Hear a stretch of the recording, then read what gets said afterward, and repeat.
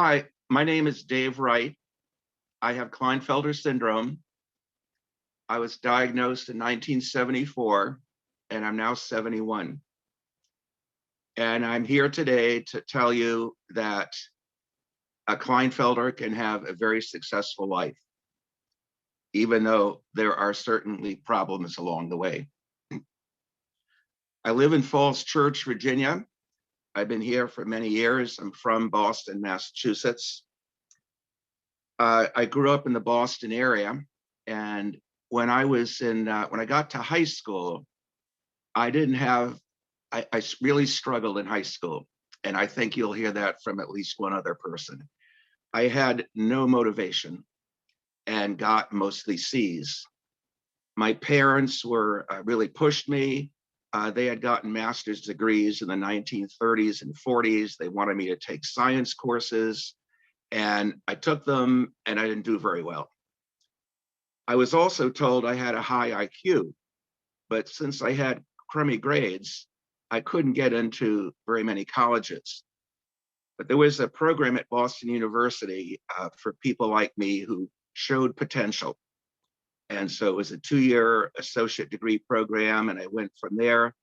I went to Hobart College in Geneva, New York, and got my bachelor's there. But during a lot of that time, I struggled with depression, clinical depression.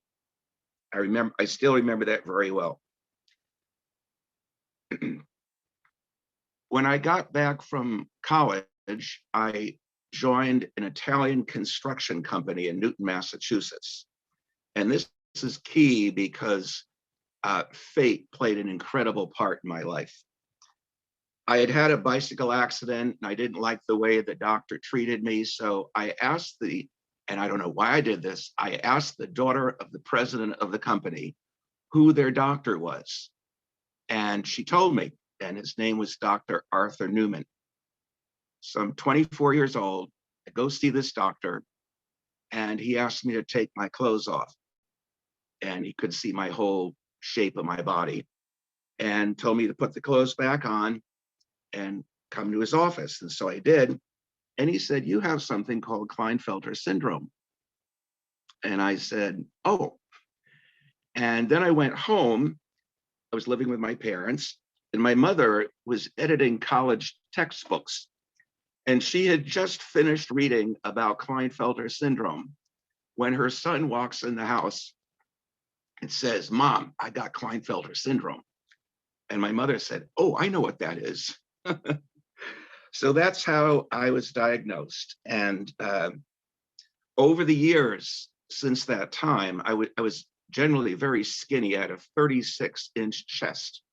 And over the next 15, 20 years, I had to keep buying new suits because I now have a 48 chest.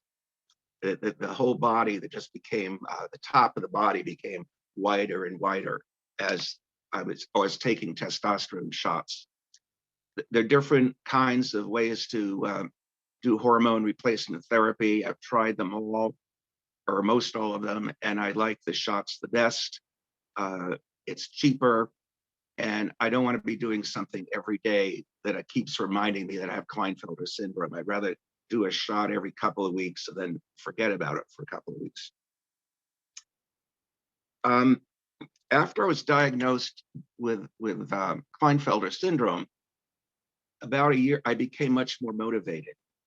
And a year later, I entered Virginia Theological Seminary in Alexandria, Virginia, to take on a master's program in theology.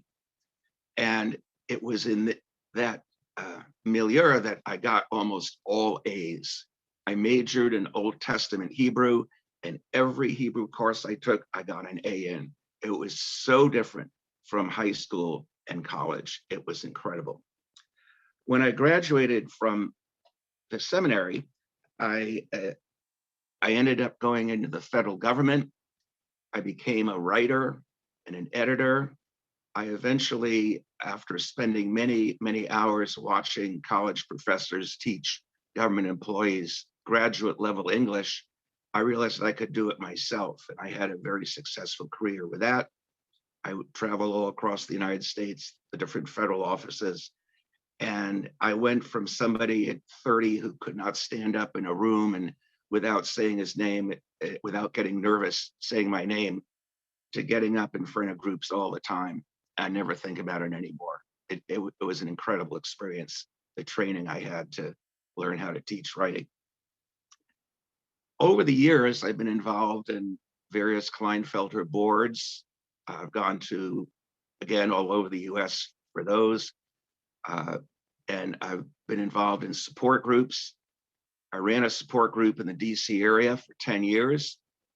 And one of the high points of that was once there was a woman from Bermuda who brought her son with her solely to go to my support group meeting in Washington, DC. That was amazing. I stopped doing that for a while, and I decided to restart doing the support groups in the DC area. And we hope to start that in a couple of months. There are two great benefits to being a Klinefelter syndrome male. And that is that we're almost all tall and we look a lot younger than we really are. And that is my story.